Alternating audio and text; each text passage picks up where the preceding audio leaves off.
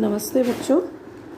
आज हम लोग पाठ 3 वाह रे हमदर्द, लेखक घनश्याम अग्रवाल। आज हम पाठ 3 वाह रे हमदर्द पढ़ेंगे। यह पाठ एक हास्य निबंध और एक व्यंग्य निबंध के रूप में लेखक ने लिखा है। लेखक ने दुर्घटना के माध्यम से विनोद और मजाक को बड़े ही रोचक ढंग से व्यक्त किया है। कभी कभी हमदर्दी भी किस तरह पीड़ादायी बन जाती है, यह इस पाठ द्वारा लेखक ने बहुत सुंदर तरीके से समझाया है। वर्तमान समय में आजकल लोग रिश्ते जो है औपचारिक ढंग से ही निभाने का प्रयास करते हैं, वह इस पाठ में समझाया गया है।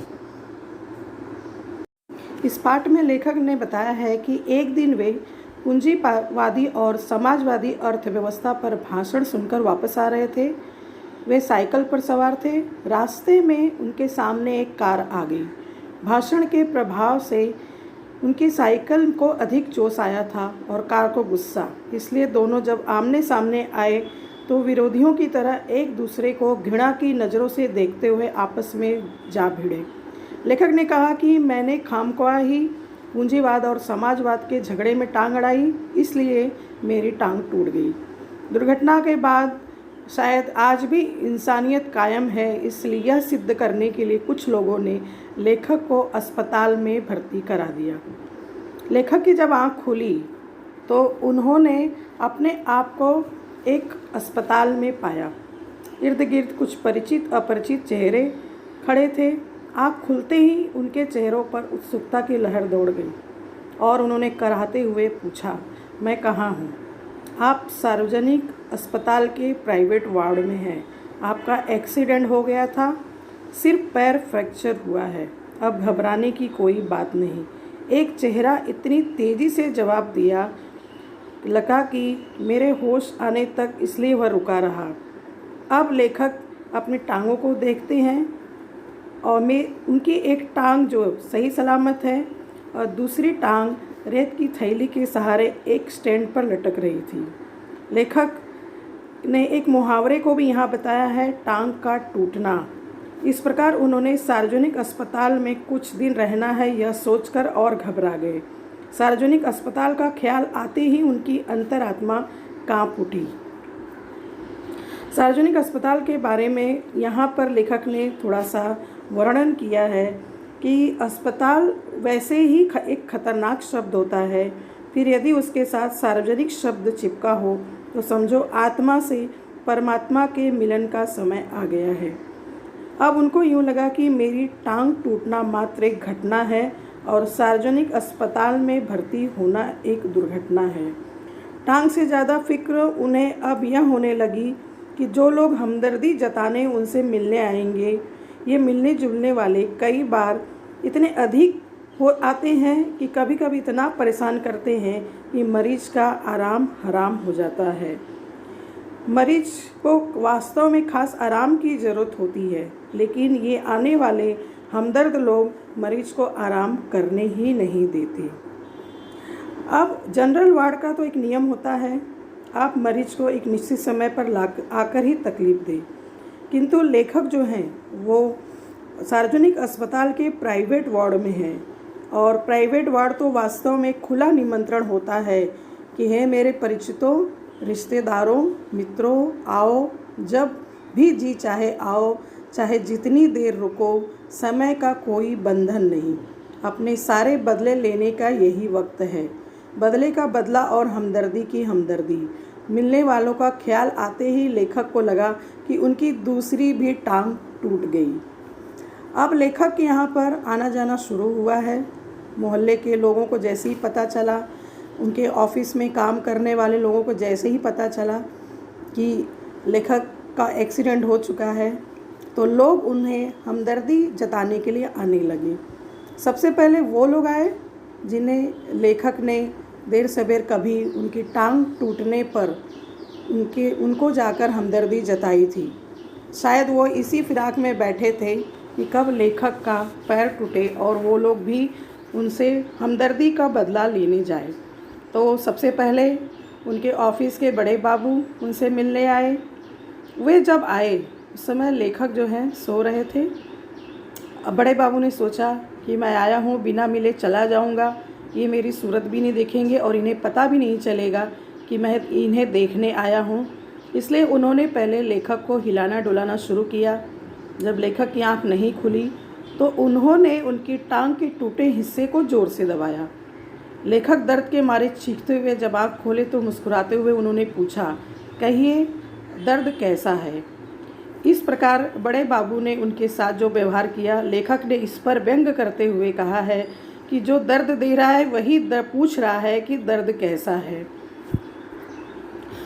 दूसरे दिन उनके मोहल्ले में एक सोनाबाई नाम की एक परिचित स्त्री थी। वह अपने 4 बच्चों के साथ उनसे मिलने आई और उनके चारों बच्चों को देखते ही लेखक ने यह मान लिया कि आज फिर कोई दुर्घटना होने वाली है। आते ही उन्होंने मेरी ओर इशारा करते हुए बच्चों से कहा, ये देखो चाचा जी। उनका अंदाज कुछ ऐसा था जैसे चिड़ियाघर दिखाते हुए बच्चों से कहा जाता है, ये देखो बंदर। बच्चे खेलने लगे। एक कुर्सी पर चढ़ा, दूसरा मेज पर। सोनाबाई की छोटी लड़की दवा की शीशी लेकर कथकली डांस करने लगी। रप रप की आवाज़ ने मेरा ध्यान बटाया। देखता है सोनाबाई का एक लड़का लेखक की टांग के साथ लटक रहे हैं। रेत की थैली पर बॉक्सिंग की प्रैक्टिस कर रहा है और इससे पहले कि वे मना करते, सोनाबाई की लड़की ने दवा की शीशी ही पटक दी। सोनाबाई ने एक पल लड़की को घूरा, फिर हंसते हुए कहा, लीजिए पेड़े खिलाइए, ये दवा गिरना तो बड़ा शुभ होता है। अब दवा गई, आपकी बीमारी भी गई। इसके बाद 2 घंटों तक सोनाबाई रुकी रही। उसके बाद वह यह कहकर गई कि मैं फिर आऊँगी। उनके इस प्रकार बोलने से लेखक जो है भीतर तक कांप गए। कुछ लोग तो औपचारिकता निभाने की हद कर देते हैं, विशेषकर वे लोग जो रिश्तेदार दूर गांव से मिलने आते हैं। ऐसे ही एक दिन एक टैक्सी कमरे के सामने आकर रुकी। उनमें से एक आदमी आते ही मेरी छाती पर सिर रखकर औंधा पड़कर रोने लगा। कहने लगा, हाय तुम्हें क्या हो गया है, कार वालों का सत्यानाश हो। मैंने दिल में कहा, मुझे जो हुआ सो हुआ, पर तू क्यों रोता है, तुझे क्या हुआ। वह थोड़ी देर मेरी छाती में मुंह गड़ाए रोता रहा, फिर रोना कुछ कम हुआ। उसने मेरी छाती से गर्दन हटाई और जब मुझसे आंख मिलाई तो एकदम चुप हो गया। फिर धीरे से हंसते हुए बोला, माफ़ करना, मैं गलत कमरे में आ गया था। आजकल लोग ठीक से बताते भी तो नहीं, गुप्ता जी का कमरा शायद बगल में है। हंसता हुआ, अच्छा भाई माफ़ करना, कहता हुआ वह आदमी चला गया। अब वही रोने की आवाज़ मुझे गुप्ता जी के कमरे में से सुनाई देने लगी। मुझे उस आदमी से अधिक गुस्सा अपनी पत्नी पर आया, क्योंकि मेरी पत्नी ने उसे मेरा रिश्तेदार समझकर और उसे इस प्रकार मेरे सीने पर सर रखकर रोता देखकर पत्नी ने जाकर टैक्सी वाले को उस आदमी का भाड़ा चुका दिया। हमदर्दी जताने वाले में ये लोग ज़रूर आएंगे जिनकी सूरत भी हम देखना नहीं चाहते हैं। हमारे शहर में कवि हैं श्री लपकानंद जी। उनकी बेतुकी कविताओं से सारा शहर परेशान है। मैं भी अक्सर उनको देखकर भाग खड़ा होता हूँ। जानता हूँ जब भी मिलेंगे 10-20 कविताएं बिना सुनाए भाग जाएंगी नहीं। एक दिन बगल में झोला दबाए आ पहुँचे और आते ही उन्होंने मुझे कहा, पिछले 4-5 दिनों से कवि सम्मेलनों में अधिक व्यस्त था, इसलिए मैं आ नहीं पाया। मैं आपके बारे में ही सोचता रहा, रात भर नींद नहीं आई। और इस प्रकार आकर उन्होंने मुझे कविता की डायरी निकालकर एक कविता सुनाई। असम की राजधानी है शिलांग, असम की राजधानी है शिलांग, मेरे दोस्त की टूट गई है टांग, मोटर वाले तेरी ही साइड थी रॉन्ग। कविता सुनाकर वे मुझे इस तरह देखने लगे मानो मुझसे पूछना चाहते हैं, कविता कैसी रही। दूसरी आँख पूछ रही हो, बोल बेटा अब मुझसे भागेगा, क्योंकि मैं जब भी बाहर रहता था उनको देखकर भाग जाता था और आज मेरी स्थिति ऐसी है कि मैं भाग भी नहीं सकता। इस प्रकार कुछ देर वे बैठे रहे। मैंने उन्हें चाय पिलाई और गए। अब मैं ईश्वर से रोज़ प्रार्थना करता हूँ कि अगर तुझे मेरी दूसरी टांग तोड़नी हो तो ज़रूर तोड़ देना, मगर कृपा करना उस जगह तोड़ना जहाँ मेरा कोई भी परिचित न हो, क्योंकि बड़े बेदर्द होते हैं ये हमदर्द जताने वाले। इस प्रकार लेखक ने इस हास्य निबंध के माध्यम से उन लोगों पर करारा प्रहार किया है, एक व्यंग किया है, जो लोग रिश्तों की दुहाई देते हुए मरीजों को देखने जाते हैं और जाकर उन्हें बहुत ही परेशान करते हैं। और उन वास्तव में मैंने एक जोक सुना था कहीं कि विदेशों में लोग मरीजों को देखने आते हैं और गेट वेल सुन कहकर थोड़ी देर रुककर चले जाते हैं, लेकिन भारत में जब भी मरीजों को लोग देखने आते हैं और मरीज जिस बीमारी से ग्रस्त है उसी बीमारी का नाम लेकर कहते हैं कि इस बीमारी से मेरे काका जी संघर्ष करते हुए गुजर गए। वे आकर नकारात्मक बातें मरीजों के सामने बोलकर उन्हें और हताश पराजित करने का प्रयास करते हैं। उन्हें दिलासा न देकर केवल अपनी सूरत दिखाकर एक औपचारिकता निभाकर औपचारिक बातों को नकारात्मक ढंग से प्रस्तुत करके वे मरीजों का हालचाल पूछकर चले जाते हैं।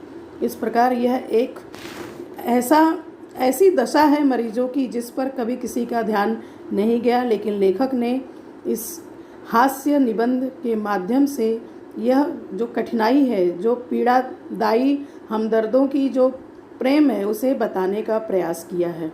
आशा करती हूँ कि आप सभी को यह पाठ पसंद आया होगा, समझ में भी आया होगा। धन्यवाद।